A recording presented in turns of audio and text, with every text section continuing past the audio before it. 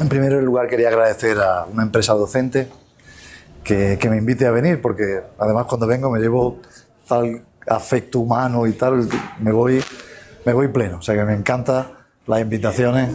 Y agradezco también a los que estáis aquí, que vengáis a compartir algunas de las ideas que hoy quiero presentaros. Fijaos que en el título he puesto pensamiento funcional y he puesto educación primaria. Es algo que no es habitual. Normalmente el profesorado de primaria no está pensando en el desarrollo del pensamiento funcional cuando pensamos en ese nivel de estudiante. Sin embargo, numerosos informes dicen ya que los estudiantes que ahora son niños, necesitarán otro tipo de matemáticas cuando crezcan. Y uno de los informes habla sobre la necesidad de desarrollar el pensamiento algebraico, la necesidad de desarrollar el álgebra. Pero ¿cuál es el problema? El problema es ¿qué álgebra le estamos enseñando a los niños? ¿Qué tipo de álgebra le estamos enseñando a los niños? Y además, ¿qué oportunidades le ofrecemos a los estudiantes para que establezcan ese contacto con el álgebra? Vamos a ver que hay ciertas dificultades en este tema. La idea que quiero presentar es, a través del trabajo que viene desarrollando nuestro grupo de investigación, intentar que esos resultados conecten con el trabajo profesional del docente, bien porque asuma que hay cosas que son posibles de hacer, o bien porque entienda que hay líneas de trabajo que se pueden desarrollar dentro de este campo. Imaginaros que os pongo un problema y os digo, si coloco, en este caso, 5 baldosas blancas, las baldosas grises las rodean. Si yo pusiera n, un número cualquiera, de baldosas blancas, ¿cuántas baldosas grises necesitaría? Si yo pusiera un número cualquiera de baldosas blancas, ¿cuántas baldosas grises necesitaría? No os voy a evaluar, pero sí que me interesaría que por lo menos lo pensarais, para que cuando al final de la sesión veréis que puede ser interesante confrontarlo con lo que voy a decir. Voy a poner otro ejemplo.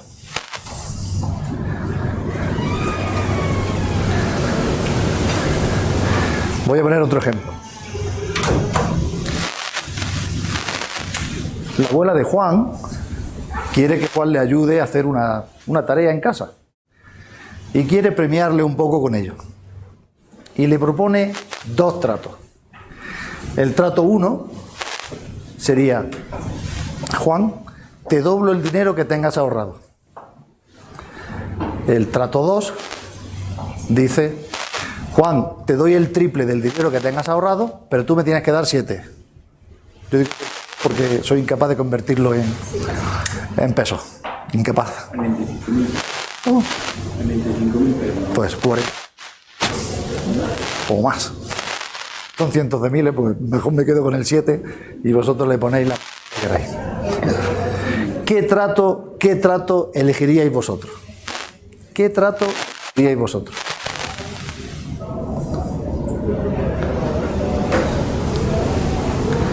No voy a preguntarlo, pero si os doy 30 segundos para que lo penséis. ¿Qué trato elegiríais vosotros? Retened vuestra respuesta porque lo vamos a ver al final de la sesión de hoy. ¿Por qué traigo estos problemas a colación? Porque estos problemas lo han resuelto estudiantes de tercero, de primaria, de quinto de primaria. Y nosotros, en ocasiones, y aquí voy a ser muy contundente, quizá menospreciamos la capacidad que tienen los niños para aprender o para resolver cosas, o resolver problemas. Y estoy diciendo que resolvieron estos 2 problemas sin formación previa ninguna. No todos, evidentemente. Tampoco cuando enseñamos algo curricular, todos no lo aprenden. ¿O sí? No. Bien, eso lo que quiero decir esto es que es posible trabajar este tipo de cosas. Pero voy a tratar de daros más argumentos para convenceros. Primero nos vamos a presentar. Me voy a presentar rápidamente al grupo en el que trabajo. Yo trabajo en el departamento, como decía el profesor Pedro Gómez, de didáctica de la matemática de la Universidad de Granada. Granada, al lado de Bogotá, pues es como una hormiga al lado de un elefante, que si son 300.000 habitantes, al lado de los 8 millones y pico que tenéis aquí, pues evidentemente una cosa pequeñita. Casi que vas por la calle y vas saludando a todo el mundo, un sitio acogedor, sí, donde todo el mundo se conoce. Pero la Universidad de Granada va a cumplir ahora pronto cerca de 500 años. O sea, una universidad que, además de tener solera, como decimos allí, ser una universidad antigua, dentro de lo que son las universidades españolas, es una universidad que está bien situada, para aquellos que crean en los rankings, pues está bien situada. Y tiene 3 campus. Tiene un campo en Granada y dos campos en África, uno que es en la ciudad de Ceuta y la ciudad de Melilla.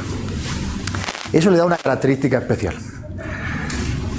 Granada tiene un gran vínculo con todas las universidades o con universidades de América Latina y hace de puente muchas veces haciendo universidades de América Latina y Europa. Y de igual manera con todo el Mediterráneo, la cultura árabe y con las universidades del Mediterráneo. El departamento nuestro de didáctica de la matemática se sitúa dentro de la Facultad de Ciencias de la Educación, que consta de 9 departamentos. Nuestro departamento tiene 32 profesores. Los grados en los que básicamente nosotros impartimos docencia son los de educación primaria, que sería para formar maestros del grado de primaria, la educación primaria bilingüe y la educación infantil para los cursos más pequeñitos. Y luego tenemos 2 másteres. El primer máster, el máster en didáctica de la matemática, es el que conduce al doctorado en didáctica de la matemática, que es de donde forman parte el grupo de estudiantes que está en nuestro proyecto de investigación. Y luego está el máster de formación del profesorado de secundaria, que es un máster obligatorio para poder ser profesor de secundaria. Hay que cursar ese máster para ser profesor de secundaria. En nuestro departamento hay 2 grupos de investigación. Nosotros pertenecemos al de pensamiento numérico. Os he dejado aquí la página por si alguien tiene curiosidad, porque en las páginas solemos dejar trabajos que se han realizado dentro del grupo y cosas que pueden ser de utilidad, ¿no? En el grupo somos 21 miembros, 13 de la Universidad de Granada. El resto pertenecen a universidades de fuera. Y nos ocupamos fundamentalmente del pensamiento numérico y del pensamiento algebraico. Pero lo que yo traigo es el resultado del trabajo que venimos realizando con 2 proyectos. Ambos proyectos trabajan pensamiento funcional en educación primaria. La diferencia entre ellos es que en el primer proyecto queríamos ver cómo los estudiantes se aproximan a ese pensamiento. Y ahora estamos profundizando, viendo cómo se establecen las relaciones funcionales, qué representaciones utilizan cuando establecen las relaciones funcionales y cómo hacen la generalización. De lo particular a lo general, cómo llevan a cabo ese proceso. Bueno, el equipo lo formamos las personas que estamos aquí, un grupo de estudiantes de doctorado y de máster, los profesores externos, donde Pedro Gómez, compañero nuestro, profesores de la UGR y las 2 directoras del proyecto. Cuando iniciamos el proyecto, ¿dónde estábamos? Es decir, ¿qué es lo que nos motiva para diseñar un trabajo de estas características? Pues bien, en los años 90, quizá un poco antes, pero los 90 está bien situado más o menos, surge un movimiento que se llama Algebra for All, álgebra para todo. Eso provoca de repente un interés en investigaciones sobre álgebra que hasta ahora había sido un poco inusitado. Esas investigaciones me interesa un poco, ahora veréis por qué, me interesa indicar bien cuáles son el grueso de los temas de investigación se centraron principalmente en dos ideas. Una, sobre enseñanza y aprendizaje del álgebra, y la otra, sobre las consecuencias que para el aprendizaje de las matemáticas tiene el álgebra que se estaba enseñando hasta ese momento. Dentro de enseñanza y aprendizaje del álgebra, una parte importante de las investigaciones eran sobre el desarrollo del pensamiento algebraico, especialmente en edades tempranas.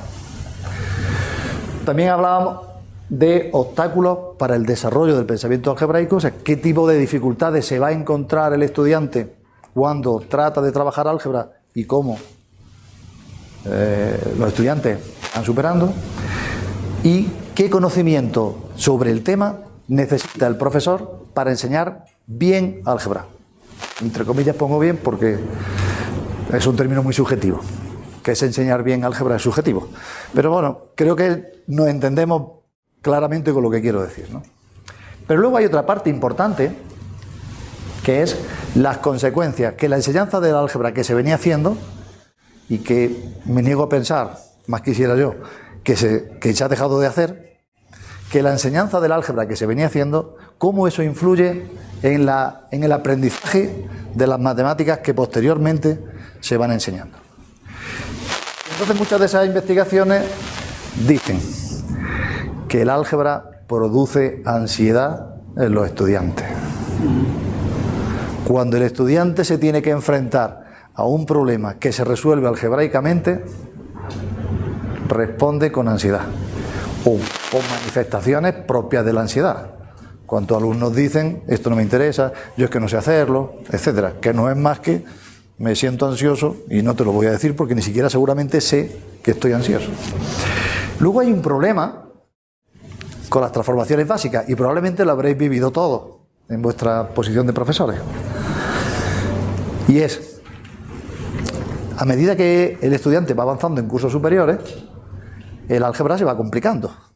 Empiezas con las fracciones, hablas de semejanza, luego pasa a sistemas de ecuaciones, llega a las derivadas, llega a las integrales, se va todo complicando muchísimo, todo lo que son las transformaciones algebraicas, etcétera.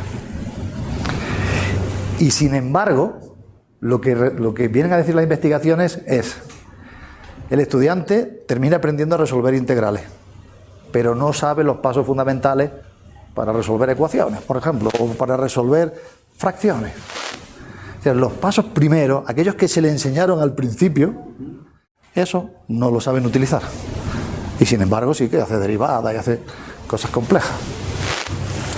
Eso nos debería hacer reflexionar sobre cómo enseñamos el álgebra cuando la introducimos.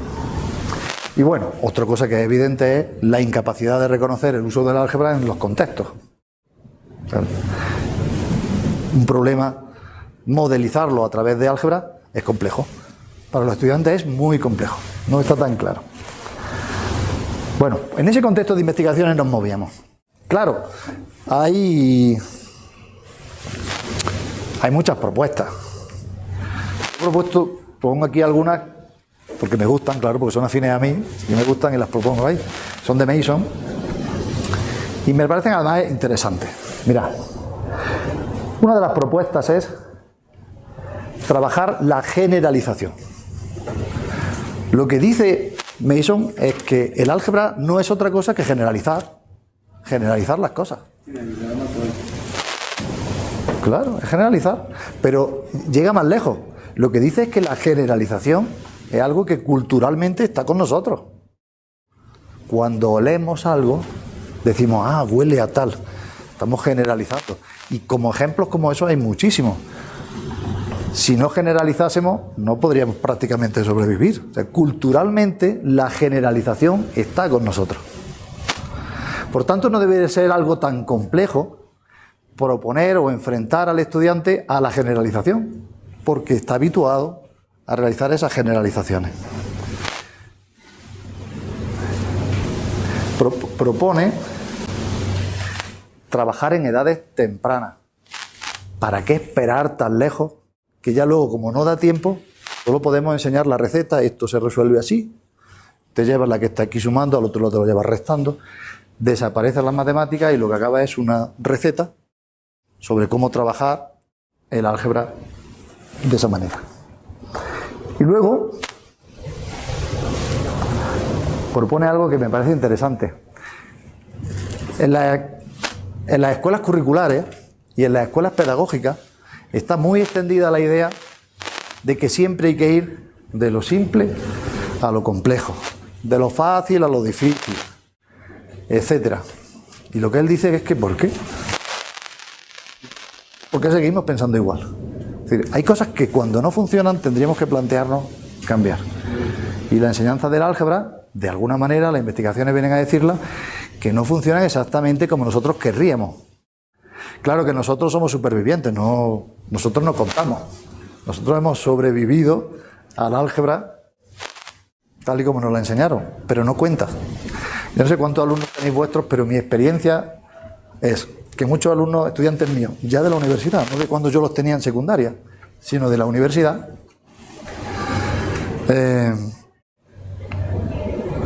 le ha pasado exactamente igual que a mí. Hay cosas que han entendido, pero cuando ha pasado muchísimo tiempo. Cuando ha pasado muchísimo tiempo, entonces las ha entendido. Para mí el ejemplo más claro, aunque no sea estrictamente álgebra, es el del máximo común divisor y el mínimo común múltiplo. A mí me dieron una receta, esto se calcula así, me ponían un problema de máximo común divisor, mínimo común múltiplo, yo lo resolvía tal cual me lo habían enseñado. Y qué éxito que estoy aquí.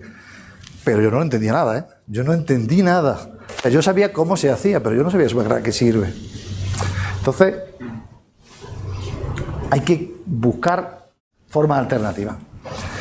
Y luego hay quien plantea también que al pensamiento algebraico se llega a través de directamente el trabajo con funciones y el trabajo con la modelización. Y entonces usemos las ecuaciones y los sistemas de ecuaciones como herramientas para resolver esos problemas, pero no al revés. Que primero enseñamos las herramientas y luego ya veremos qué pasa con los problemas de modelización, si es que llegan, que es otra pregunta. Bien. Claro. ¿Qué significa entonces esta última propuesta? ¿Creéis realmente, o sea, con la mano en el corazón, que hay alguien al que le puede interesar un ejercicio que diga resuelva las siguientes ecuaciones? 2 puntos. A, una ecuación. B, otra ecuación. C, otra ecuación. ¿A quién, de verdad, quién puede tener interés en aprender eso? Más allá de que los chavales son formales, los chicos son obedientes, tienen temor de Dios, y entonces pues, tú le dices que lo resuelvan y te lo resuelven. Pero interés, pedirles que además estén motivados por hacer eso. ¿De dónde viene esa ecuación? ¿Esa ecuación de dónde viene? ¿La solución? ¿Para qué sirve esa solución? O sea, ¿a qué atiende esa solución? Entonces habría que plantearse que al álgebra hay que llegar de otra manera y antes. Así que nosotros cuando elaboramos el proyecto, pues pensamos en una corriente que en ese momento estaba en boga porque comienza en los años 80 en los Estados Unidos y que es muy interesante, que es el Early Algebra. También a veces se le conoce como álgebra temprana, pero bueno, como Early Algebra es más que conocido. Esta corriente lo que pretende es integrar el pensamiento algebraico en primaria, porque vosotros sabéis que realmente el trabajo con el álgebra se inicia en secundaria. El trabajo con el álgebra se inicia en secundaria. Y de lo que estamos hablando aquí es de iniciarlo en primaria. Ahora bien, nada de poner a los chavales de primaria a resolver ecuaciones. No es eso lo que dice el Early Algebra. Es otra cosa. O sea, no se trata de que adelantemos la tortura, en lugar de iniciarla a los 13 o 14 años, la iniciemos con 9, 10. No, se trata de plantearlo de otra manera. Porque incluso habla de trabajar en educación infantil, lo cual parece una locura, pero veréis que no es tan locura. ¿Qué es lo que hay que saber de matemáticas? En este asunto, ¿qué hay que saber de matemáticas? ¿Realmente hay que saber aritmética? ¿Realmente hay que saber calcular? Sí.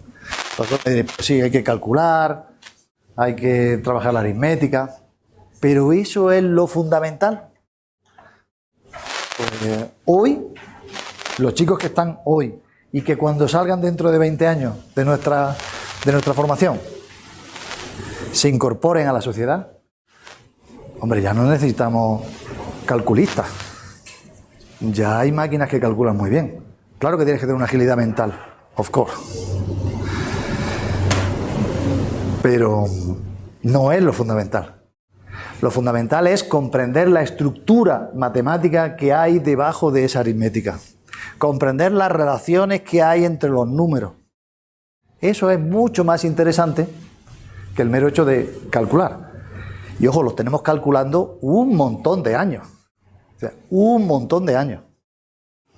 Los currículum, prácticamente todos, da igual si hablamos de los lineamientos curriculares, como si hablamos del currículum de Costa Rica, que también conozco un poco, o si hablamos del currículum de España, da igual el currículum, todos van como en espiral. Quiere decir que empezaron los niños a sumar números naturales y con 12 años vuelven a ver los números naturales. Pero no buscamos, cuando en 12 años vuelven a ver los números naturales, no deberíamos de estar buscando otra vez la operación de sumar, multiplicar, restar. Deberíamos de profundizar en las relaciones entre números. Porque eso es lo interesante. Esa estructura con los conjuntos numéricos, esas estructuras matemáticas que hay, eso es lo que habría que trabajar con ellas, ¿no? Pues eso es lo que pretende un poco el Early Algebra. No solo proporcionar experiencias de cálculo, sino trabajar la forma estructural y la generalidad de las matemáticas. ¿Qué se ha visto? Que es muy interesante que si se empieza a trabajar eso con tareas que a los chicos les hagan pensar, reflexionar sobre estas cosas, cuando llegan a secundaria y les ponen la famosa álgebra tal cual, le entra así directamente, los resultados mejoran. Los resultados mejoran, porque ahora sí se entienden muchas cosas. Ahora sí se entienden muchas cosas. Y sí se entiende la forma de trabajar que cuando conoce el álgebra, así de, como decimos en España, de sopetón, así de golpe, de repente, entonces genera muchos problemas de resultado. Bueno, otro concepto que necesitamos pensar o reflexionar sobre es el de pensamiento algebraico, que es lo que queremos desarrollar. Hemos dicho pensamiento algebraico, muy bien. Pero ahora resulta que no existe un acuerdo para definir pensamiento algebraico. Probablemente porque unos tienen una perspectiva más matemática, en el sentido del trabajo con operaciones, letras y tal, y otros tienen una perspectiva más desde el punto de vista cognitivo, sobre lo que supone el aprendizaje, etcétera, etcétera. Y bueno, dado que no existe un acuerdo, pues tenemos que elegir nosotros una posición. No nos vamos a meter en el lío de poner la definición y analizarla, pero sí anuncio ya que a nosotros solo nos interesa el álgebra escolar. Esa es la que nos interesa. Y en ese sentido aceptamos un poco la definición de Carragher y de Schliemann, que nos habla sobre procesos psicológicos involucrados en la resolución de problemas que los matemáticos lo expresarían fácilmente usando notación algebraica. Los matemáticos lo expresarían usando notación algebraica. No se lo estoy pidiendo al de primaria. Al de primaria le estoy pidiendo que haga esto. Que trabaje los procesos involucrados en ese tipo de problemas.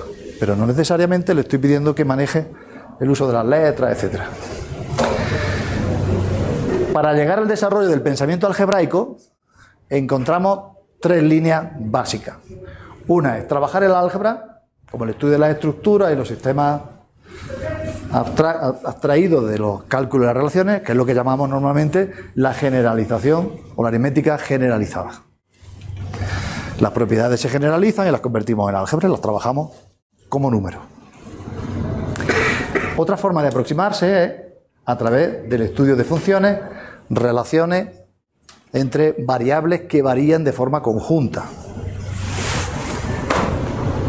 Y la otra es a través de la modelización.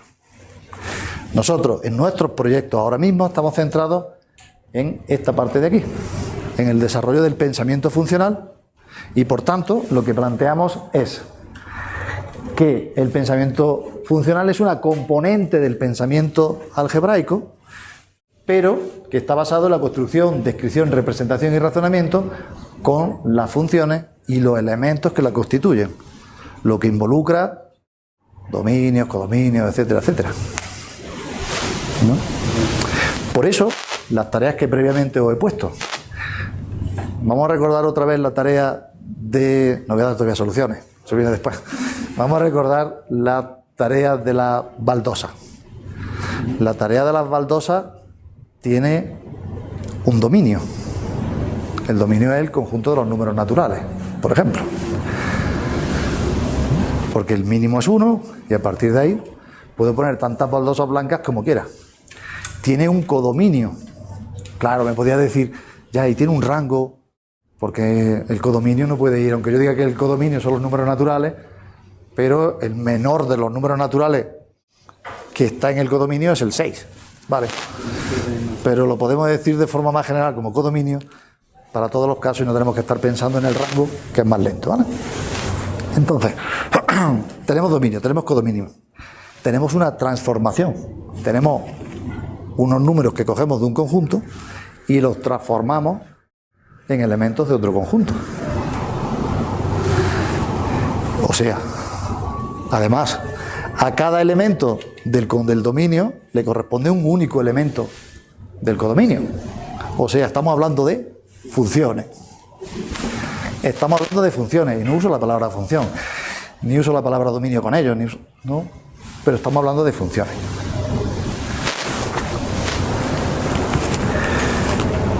Claro que, como decía antes, además es beneficioso para los estudiantes, primero, porque se conecta con otros contenidos que estén asociados con las funciones, con otras áreas de conocimiento y con cursos de estudios superiores. Pero sobre todo la principal ventaja es que cuando formalizan esa idea, cuando la formalizan algebraicamente, hay un camino muy largo ya recorrido y se obtienen mejores resultados.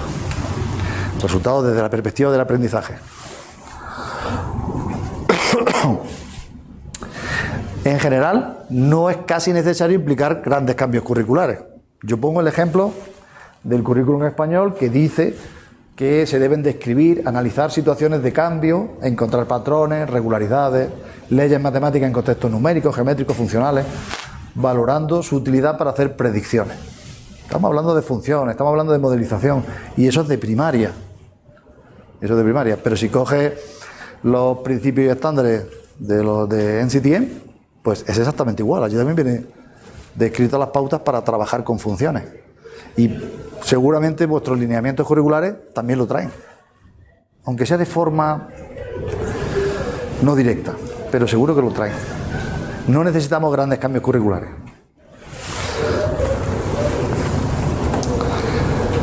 El pensamiento funcional, en general, incluye el análisis o la identificación de patrones que pueden ser numéricos y geométricos, pero nosotros vamos a trabajar, en general, con los patrones, con conjuntos numéricos. Pero, si yo dijera, bueno, si yo cogiera un conjunto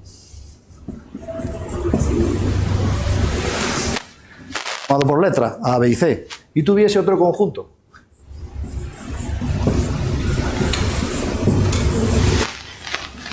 formado por esas figuras geométricas y yo hiciese la siguiente asociación, que es A la transformo en el triángulo, B la transformo en el cuadrado, C la transformo en el círculo, tengo una correspondencia.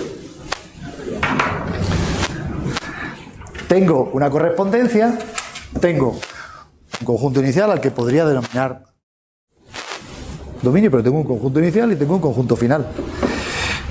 ¿Podemos ser puristas y decir no hay funciones? Da igual. Si digo relación funcional, sí, ¿verdad? Porque a cada elemento del primer conjunto le corresponde uno solo del segundo conjunto. Y hay una relación que transforma los elementos del primer conjunto en los elementos del segundo. Luego eso es una relación funcional. Pero ese tipo de relaciones funcionales nosotros no las estamos trabajando. Trabajamos con conjuntos numéricos, ¿no?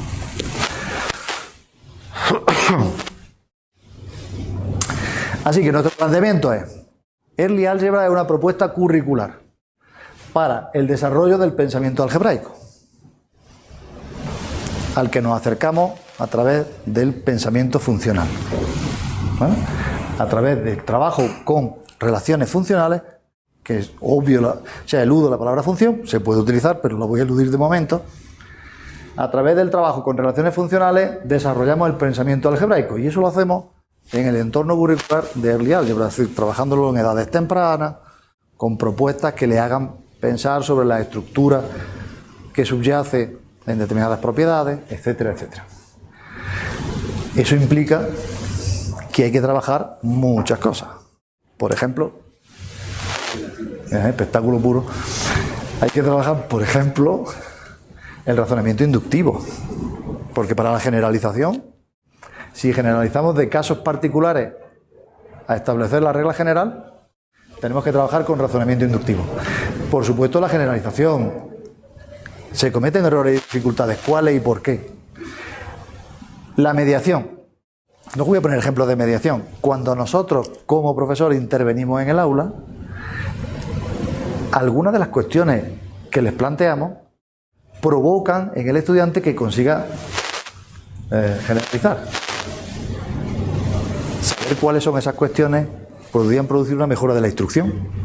Si supiéramos cómo llevar al alumno hacia la generalización, conseguiríamos a lo mejor una mejora de la instrucción, ¿no?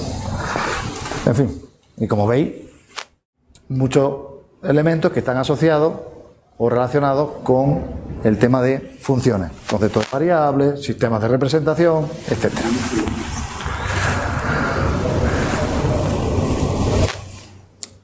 Ya nos hemos situado.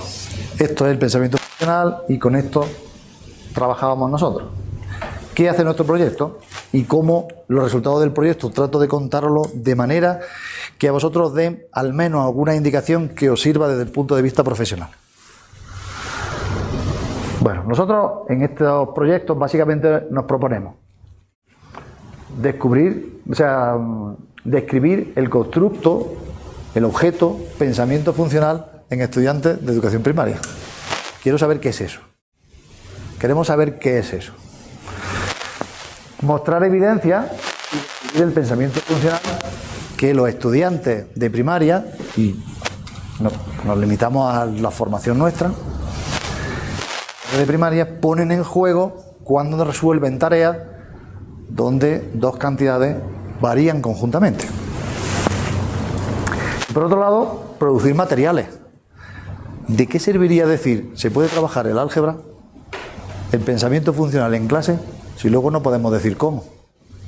No podemos ayudar al profesorado. La idea es que los resultados tengan como transferencia la elaboración de esos materiales. Y luego el desarrollo no solo de materiales, sino de tareas y estrategias que favorezcan el desarrollo de ese pensamiento. Ese es el propósito de nuestro proyecto de investigación. ¿Qué tipo de tareas les propusimos? Trabajamos con alumnos de primero, de primaria, con alumnos de tercero de primaria y de quinto el primer año. El segundo año trabajamos con alumnos de segundo, de cuarto y de sexto. Es decir, recorrimos todo lo que para nosotros es la primaria, que son los 6 primeros cursos a partir de los 6 años. Desde 6 a 12 aproximadamente. Bueno, lo primero tenían que ser problemas contextualizados. Porque si ya hemos caído en la trampa de volver a hablar de álgebra como siempre se ha hablado de álgebra. Problemas contextualizados. Y luego, ya teníamos la experiencia de un trabajo anterior sobre razonamiento inductivo. Y ya habíamos visto que, siguiendo el proceso de empezar por casos particulares cercanos, lo que son números, cantidades pequeñas, casos particulares un poco más lejanos, es decir, números pero más grandes, hasta llegar a la generalización, el estudiante, siguiendo ese proceso, al final, ¡zas!, generaliza. Es como si lo fuese guiando. Por tanto, el diseño de las tareas, de la gran mayoría de esas tareas, tenía ese formato. Empezamos pidiendo que trabajen con casos particulares y que terminen generalizando. Esa es la idea. Otra cosa importante es números con los que los estudiantes no tuvieran dificultades. En primero, el estudiante sabe o se maneja con números hasta determinada cantidad. Y en sexto, por supuesto, ya con otras cantidades que probablemente no tengan límite, pero en primero sí que hay limitaciones, en segundo hay limitaciones, por tanto, eso lo teníamos que tener presente a la hora de explicar las tareas.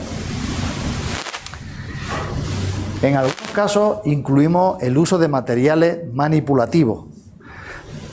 El uso de materiales manipulativos era opcional, estaba encima de la mesa para que ellos lo resolviesen si necesitaban el apoyo de ese material. Muchos estudiantes se agarran a lo concreto antes de pasar a algo más abstracto. Por tanto, muchos de ellos, el apoyo del material manipulativo les podría venir bien. Trabajamos tanto de forma individual como en pequeños grupos y finalmente en gran grupo. Las tareas, eso sí, en muchos casos eran análogas en los diferentes cursos. Eso nos permite, o nos ha permitido, hacer comparaciones sobre si ese trabajo se realiza de manera diferente en unos cursos que en otros. Bueno, la forma en que recogimos la información, que podría ser de interés porque no necesariamente alude a la investigación per se, es se les planteaba la tarea en una hoja, en un cuestionario sobre el que ellos escribían. Cuando era en grupo, pues compartían en grupo lo que se decía, pero nosotros grabábamos tanto las conversaciones de los grupos con una grabadora como con vídeo, grabábamos lo que ocurría en el aula, de tal manera que pudiéramos tener acceso a todo el proceso. Exactamente, a todo ese proceso interno que lleva hasta finalmente decidir que la solución es esa. ¿Cómo has llegado hasta ahí? Ese proceso de razonamiento. Y ahí se hacía el análisis individual, el desarrollo emocional del estudiante y la ansiedad que le generaba de pronto lo tedioso que pudieran parecer ecuaciones o algo así. Claro, es que nosotros ninguna de las tareas que les proponíamos tenía ninguna ecuación. Ni siquiera realmente tenía ninguna letra. En la tarea, que tenía varias preguntas, al final aparecía una pregunta que decía, supón que A fuese, ¿cómo expresaría tal cosa? El que podía lo hacía y el que no entendía aquello pues no lo hacía. Pero la tarea en sí no necesitaba de ecuaciones para resolverse. Y yo pregunto por una habilidad o finalidad emocional, ya que tú dices que se grababa la clase, se registraba, analizar el desarrollo del estudiante, desarrollar la clase que se imparte el conocimiento. No sé si sea como magistrado participativo más bien, o se puede ver de pronto la expectativa de los estudiantes nuevos métodos para llegar a soluciones de problemas. Sí, esa es una parte, por ejemplo, muy interesante. Primero no lo hacíamos de manera competitiva, es decir, no era un trabajo individual, sino que ellos trabajaban individualmente, compartían en grupo y luego discutían los resultados en gran grupo. Entonces ellos elegían a su representante del grupo, salía afuera y explicaba cómo habían resuelto la tarea y qué significaba la solución que les había dado, etcétera, etcétera. Y viendo los vídeos resulta muy interesante porque pienso en el problema que os he puesto del trato de la abuela.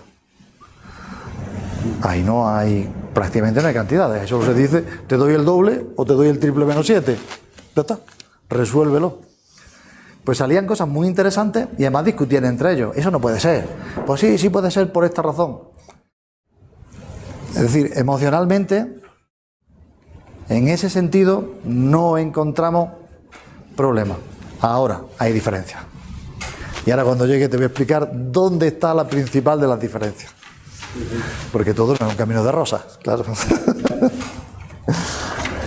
Mira, nosotros trabajamos en dos colegios. CEIP, la abreviatura de colegio de infantil y primaria. Trabajamos en dos colegios, con dos características completamente diferentes.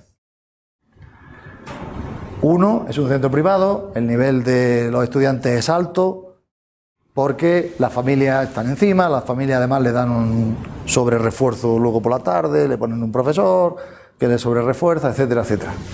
Entonces el nivel de esos niños, altísimo. Luego tenemos otro, donde el nivel de los chicos pues, es medio bajo, porque elegimos un barrio donde las circunstancias socioeconómicas pues no son las mejores para luego no solo tener un profesor particular, sino entender que hiciera falta, una cuestión que es diferente, ¿no? Entonces el nivel es menor. La cuestión emocional nos dio más problemas.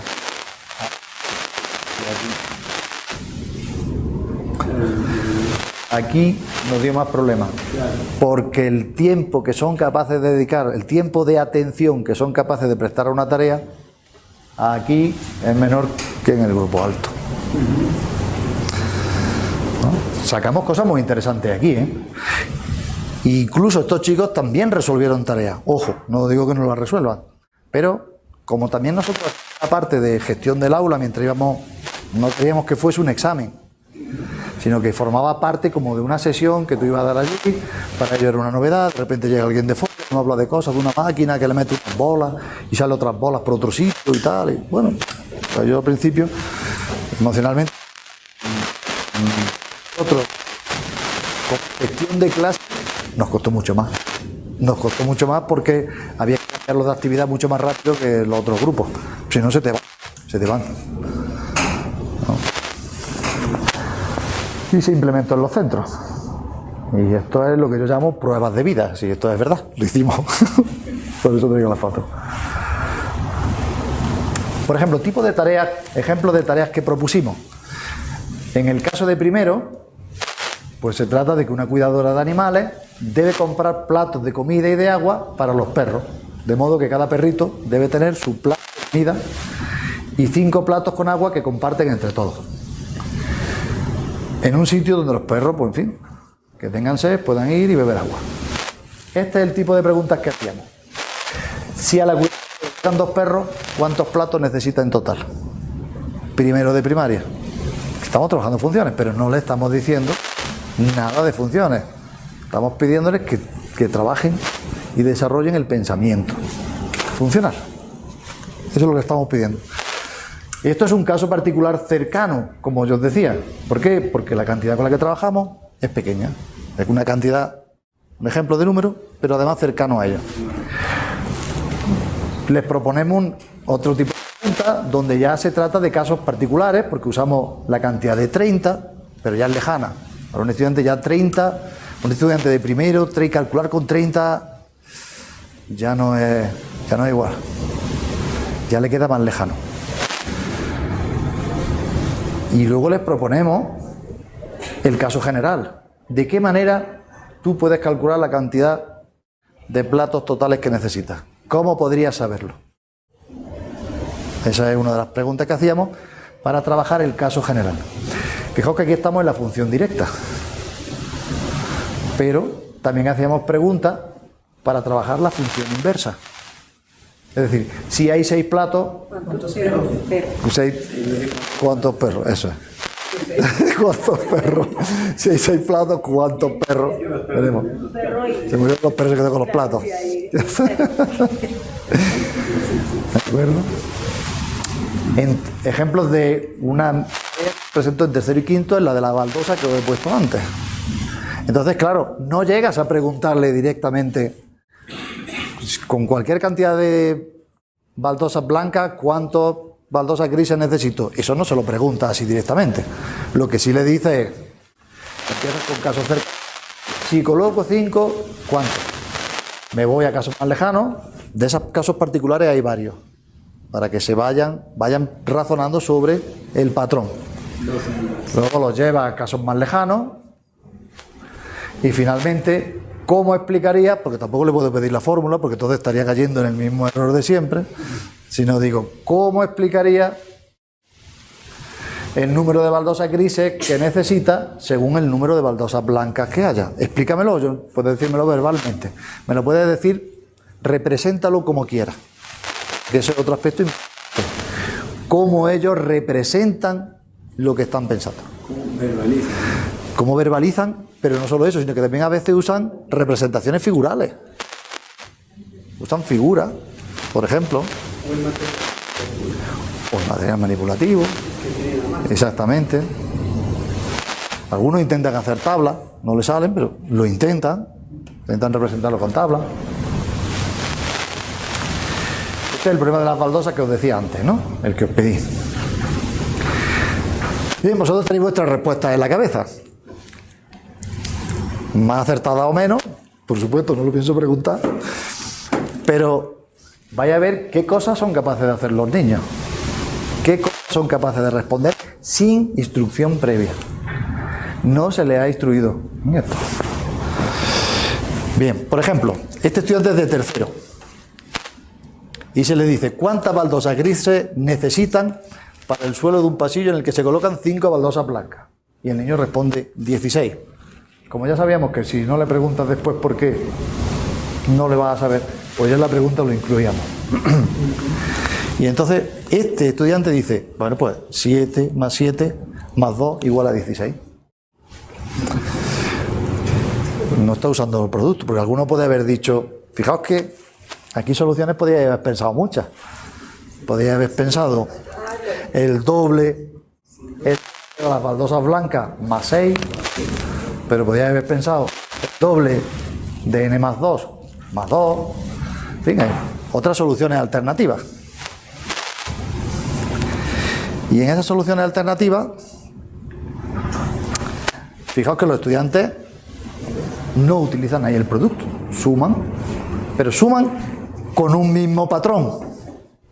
Porque cuando luego le preguntamos por 8 baldosas blancas en lugar de por 5, vuelve a responder 22 y fijaos que vuelve a hacer lo mismo, 10 más 10 más 2.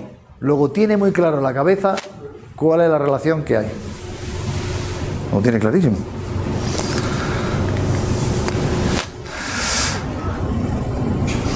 Esto es un caso, ya sigue siendo cercano, pero fijaos cuando le preguntamos, y si tengo que... Ahí ya lo verbaliza el pobre, le cuesta más verbalizarlo, pero esto lo tiene clarísimo. Al final hay que sumar 6. Claro, él no está pensando en lo del doble, no lo verbaliza bien, pero... Exacto. Y se sabe que esa 6 hay que sumársela. Y esta es la respuesta a la inversa. ¿Qué tiene de interesante? Que resta. Resta. En la directa sumábamos, en la inversa la está restando. Este niño es de quinto. Este niño es de quinto. Podéis adivinar de cuál de los dos colegios. Porque no han recibido instrucción sobre esto. Curricularmente no han recibido instrucción sobre esto. Esto entendemos que proviene de esa formación que reciben extra en la casa. ¿Vale? Como que los van adelantando los contenidos curriculares. Y entonces de ahí salen esta X. Pero seguimos diciendo que es espectacular, sigue siendo espectacular la respuesta. Lo que hace el chaval ahí es espectacular.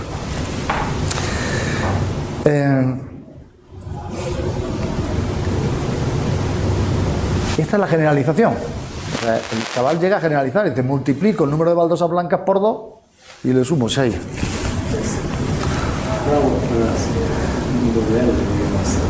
Sí, exactamente. Vale, pues alguno puede decir, vale, es un caso excepcional. Vale, si te enseño algún caso más, deja de ser excepcional, ¿no? ¿Y eso a dónde nos lleva? A lo que yo quería defender hoy aquí, que es posible. O sea, se puede trabajar en el aula estas cosas. Vamos a ver resultados que hemos sacado. Los resultados los hemos organizado en torno a estas 6 o 7 ideas que apuntamos aquí. Es decir, cómo generalizan, cuáles son los sistemas de representaciones que emplean, cuáles son las estrategias, estructuras. Bueno, una cosa muy importante, yo hablo muchísimo, entonces os ruego que si veis que me voy acercando al tiempo, me aviséis porque yo hablo sin parar. Y entonces, ¿qué resultado hemos sacado de aquí? Mira, en el tema de las representaciones, fijaos cómo representan los resultados de un problema. No ponen el número, porque no lo hacen, no tienen la regla, no la pueden calcular mentalmente, pero ellos sí usan una representación figural de las cantidades, incluso para el 20, fijaos, se les pida lo que se les pida, que si el doble, que da igual. Han trabajado con letras, se le ha planteado que si llamásemos, no sé, Z al número de collares, en un problema parecido al de los platos, pero con el tema de collares. Aquí la función que se ponía en juego era la función identidad. Cada collar, o sea, cada perro tiene que tener su collar. Por tanto, tiene que haber siempre tantos collares como perros. Pero es muy interesante no solo el uso que hacen de las letras, sino corroborar que da igual el país con el que trabajes, porque los resultados en muchos casos se parecen mucho. Utiliza las letras de forma parecida. Por ejemplo, usa las letras una traducción así fina como quieren. Es decir, ellos establecen relaciones de manera que, imaginaros que la función fuese i más 5. Pues entonces, si yo cojo, digo la letra n, pues cuento y digo n, o, p, q, r, s, pues la otra variable tiene que traer la s. ¿Por qué? Porque es n más 5, por ejemplo. Y es muy interesante porque eso ocurre en muchos sitios. Usan las letras de forma diferente. N perros, pues z collares. Pues ya está. Pues z collares. O sea, no establecen que si aquí hay n perros, pues tiene que haber n collares. Eso no. Vamos a ver, que esto es lógico. Estamos en primero. Estamos en primero. Y esto requiere una formación. Estamos en primero. Pero sí nos interesa cómo se entiende las letras usadas como variables. Por ejemplo, es interesante. Si le llamo Z y le pregunto ¿cuánto podría valer Z? No, ¿cuánto no? Vale 0. ¿Por qué? Z de 0. Claro, en español aquí habríamos puesto una C. C de 0. Si pongo C collares es porque hay 0. Porque esa C es la abreviatura de 0, por ejemplo. O si te digo que Z es el valor de la variable, pues ellos dicen que el valor es 28. ¿Por qué? Porque cuentan el abecedario y el 28 es la letra, coincide con la letra Z.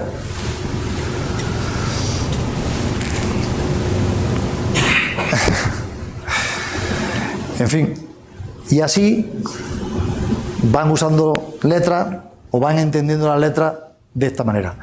Algunos naturalmente no afirman que la Z no puede ser un número porque y otros dicen que eso no puede existir. O sea, trabajos que se han hecho de los miembros del grupo, que se han hecho en Boston, por ejemplo, donde hay otra profesora de allí, de la Tufts University, que está dentro de nuestro grupo. Cuando a los estudiantes de estos primeros cursos se trabaja, se programa un trabajo con ellos para este tipo de temas, los resultados son increíbles de lo que se puede llegar a hacer con ellos. De lo que se puede llegar a hacer con ellos. Desde el trabajo de propiedades, como asociativa, distributiva, propiedad conmutativa, hasta 1000 cosas. Bueno, el tema de las estructuras. No quiero profundizar con vosotros en el tema de estructura. Imaginaos que podemos simplificar la idea de estructura como la forma en la que interpretan, que construyen la generalización. Es decir, hay estudiantes que dirán que es x más 3 más 3, al problema de las baldosas. Otros que dirán que es x más 6. Otros que si solo miran la fila de arriba y ponen los dos huecos en medio, dirían x más 2 más x más 2 más 2. A ver, dirían, me estoy expresando mal. Ellos nos dicen esto. Ellos dicen 7 más 7, como hemos visto antes, 7 más 7 más 2. El 7 más 7 más 2 es x más 2 más 2. Porque el número de baldosas blancas era 5. 5 más 2, 7, más 5 más 2, 7, más 2. Y en los trabajos que hemos ido realizando, hemos encontrado multitud de estructuras. Las que están en rojo, las que figuran en rojo, no son correctas, pero a nosotros no nos interesa ahora mismo que sea correcto o incorrecto. Lo que nos interesa es saber cómo lo piensan. Y en ese sentido las hay aditivas, puramente aditivas, como los ejemplos que he puesto antes, donde todo es sumar, y otros más sofisticados, donde se mezclan estructuras aditivas y multiplicativas. Es decir, distintos estudiantes pueden ver la relación, la pueden estructurar de diferentes maneras. ¿Veis? Aquí hay ejemplos de lo que sería la respuesta de los estudiantes y cuál sería la estructura subyacente. Si hemos dicho que hay 8 baldosas blancas, pues 2 por 8 más 3 más 3 es 2x más 3 más 3. Esas son las estructuras con las que ellos construyen su patrón, ¿no? Estrategia. Cuando hablamos de estrategia, simplificándolo mucho también, no desde el punto de vista de investigación, pero simplificándolo para que nos entendamos, estamos hablando de cómo llegan a conseguir la generalización. ¿Qué es lo que hacen ellos para conseguir la generalización? Y entonces, en unos casos, puede ser el conteo. Te cuentan y dicen, pues hay tanto. Para que entendáis a qué me refiero con estrategia. Y hemos encontrado multitud de estrategias que los estudiantes emplean para llegar a esa generalización.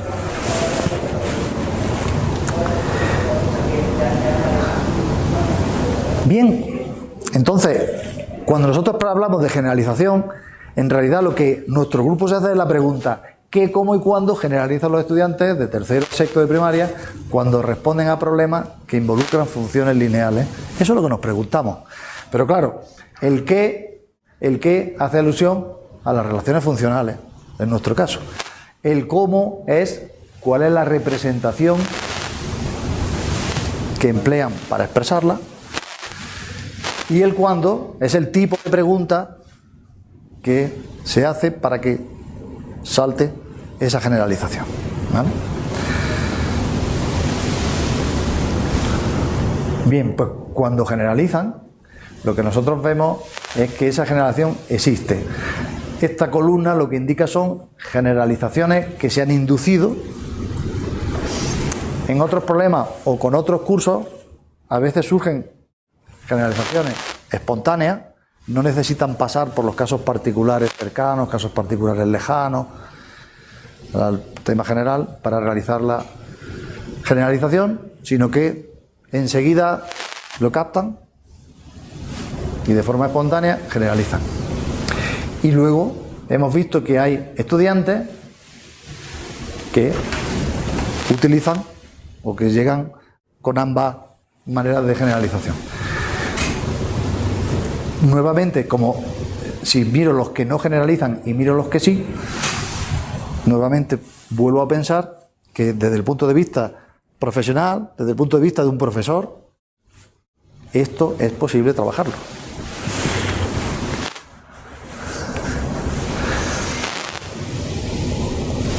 Y en el trabajo con letras, que también nosotros, como habéis visto antes, nos preocupa cómo entienden ellos las letras, hemos visto que hay estudiantes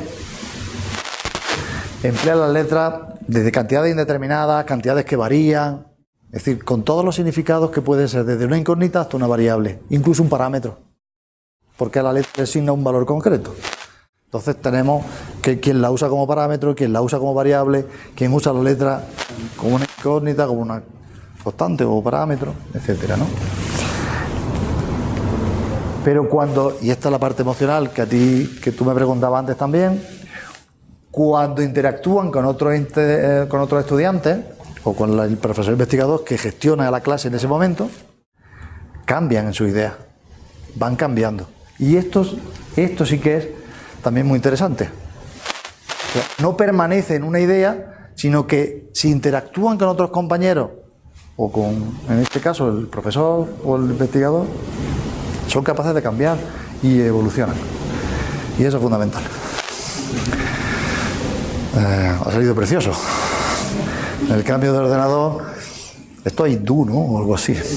Bueno, pero no importa. Esto lo traduzco yo en 3 segundos. Cada S, mira qué rápido lo vamos a resolver. Cada S acompañado de un símbolo hindú era un estudiante. ¿Vale? No tiene más problema.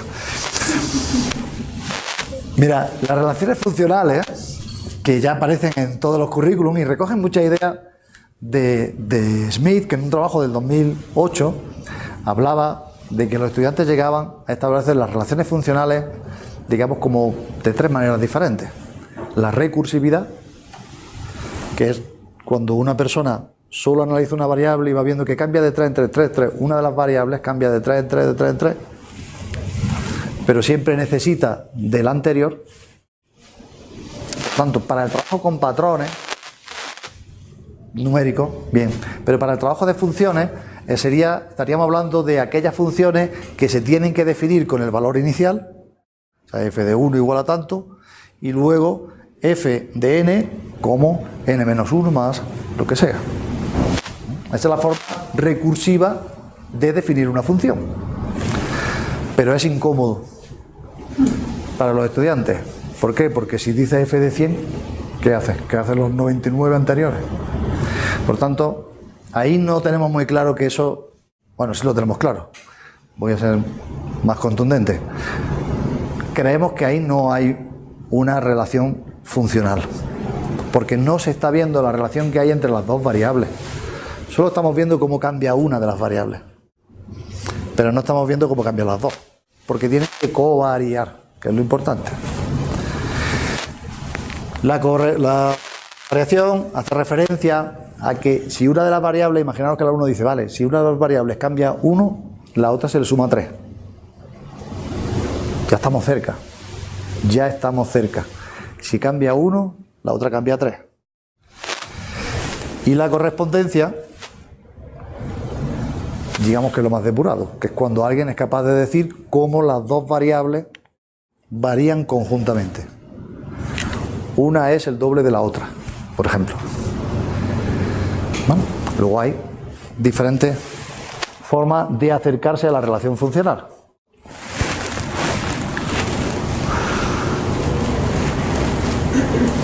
También hemos estudiado los errores y dificultades que los estudiantes cometen. Mirad esta tarea.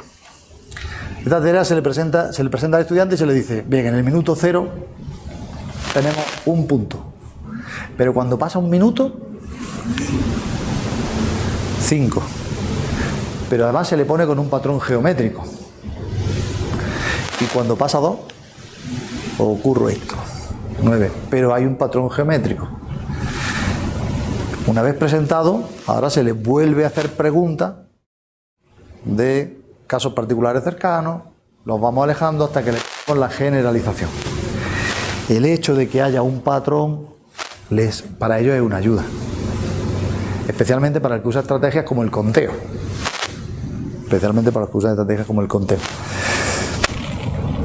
Pero para otros son capaces de contar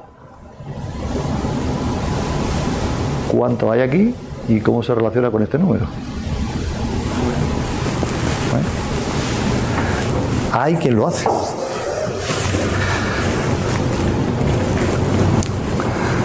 Y han aparecido pues diferentes errores, tanto de conteo como de cálculo, como errores numéricos, el patrón erróneo, por supuesto, etcétera. o no hay avance. Hay muchos chavales que se atrancan.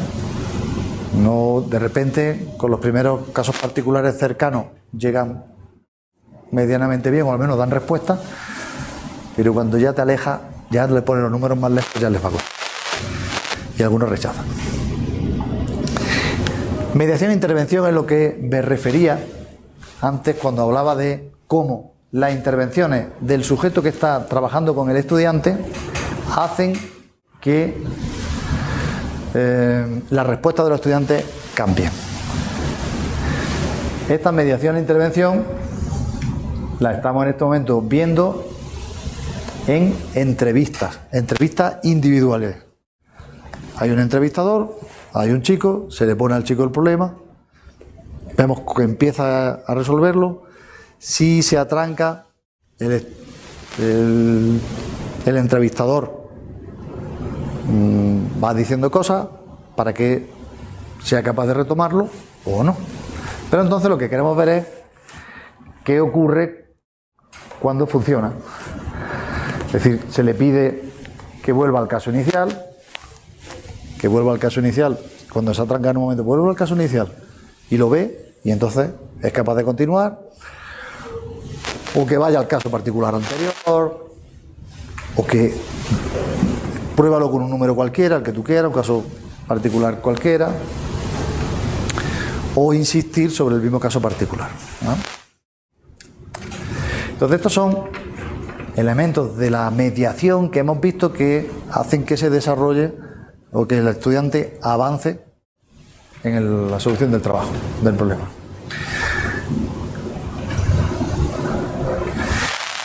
¿Qué cosas hemos visto? Eso es lo que hace el estudiante para que mejore.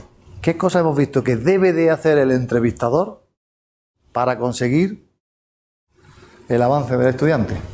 Pues, por ejemplo, verbalizar la reflexión del estudiante. Es decir, el estudiante dice que yo creo que es sumando 4. Y el entrevistador le dice, esto va sumando 4. Se vuelve a repetir lo mismo que él ha dicho. Y eso al estudiante le ayuda. Repetirle la pregunta. Cuando vemos que la respuesta no es, se le repite, se le reformula la pregunta de otra manera diferente. Incluso, y ahí está la parte emotiva que a ti te produce interés, que es la calma, se le calma. O sea, llega un momento en que, bueno, relájate, no hay prisa, no te agobies, tómate tu tiempo para responder y ya está, ¿no?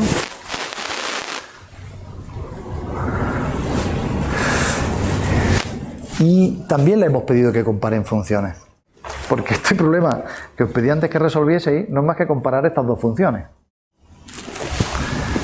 Y comparar esas dos funciones para un estudiante que no tiene formación en este tema y es de sexto, no nos va a hacer bien, pues igual 3x menos 7 y veo en qué momento. Eso no lo hace, porque no gestiona, no maneja el álgebra con letras, no la maneja. Y tratamos de ver qué entendían por una variable, cuál era, si ellos eran capaces de identificar el dominio y el codominio de la situación, el punto de corte, porque aquí hay un punto de corte que hace que la decisión sea diferente. No sé qué pensasteis, pero depende. En unos casos te interesa coger el trato 1 y en otros casos te interesa coger el trato 2. ¿Y de qué depende? Del punto de corte. Y cómo se comportan las funciones con números grandes. Entonces, pues poneros algunos ejemplos de lo que vimos. Utilizaban la variable como una cantidad desconocida. Y una de las respuestas que nos daban, por ejemplo, era: hay que hacerse una hipótesis de cuánto tendría. Es decir, una variable, una cantidad desconocida. Pero también interpretan la variable como una cantidad que varía. Y ahí tienes, por ejemplo, hay infinitos números, puede ser cualquiera. Ahí está entendiendo la variable como una cantidad que toma diferentes valores. Y como otro ejemplo que os he traído, por no alargarlo mucho, es cómo ellos identifican el punto de corte. Y no solo lo identifican, sino que a su manera lo representan, de una representación pictórica. Dicen, antes del 7 me interesa el trato 1, creo que era. Después de si gano, si tengo más de 7 euros, entonces ya me interesa el otro trato. Y los 7 euros son 25.000 pesos, ¿no? Exactamente, ¿no? Con la misma cantidad de pesos. Pero lo que es más interesante, y te dicen, si tengo 7 euros, me da igual el trato que escoja de la abuela. Son conscientes. ¿Cómo han llegado? O sea, claro que llegan probando, ¿no? Probablemente han llegado probando. Pero en ese ser consciente de que hay un punto para el que los tratos de una manera son diferentes de los tratos de otra, también hay una parte interesante. Identifican el dominio, identifican el codominio, porque llegan a decir que tienen que ser cantidades positivas. Tienen que ser cantidades positivas. Es más, llegan a decir que la cantidad que tenga tiene que ser mayor que un determinado valor para que esto no salga negativo. Claro, para que esto no salga negativo. Y con esto, solo cerrar diciendo que básicamente mi interés era haceros ver que es posible trabajar esto en el aula, y que espero que busquéis estrategias. Si alguno quiere iniciarse, hay un artículo delicioso de Mason en un libro, aprovechando que está aquí, que estuvo aquí ayer, la de Peirce, ¿no? de Springer, que tiene en un libro que se llama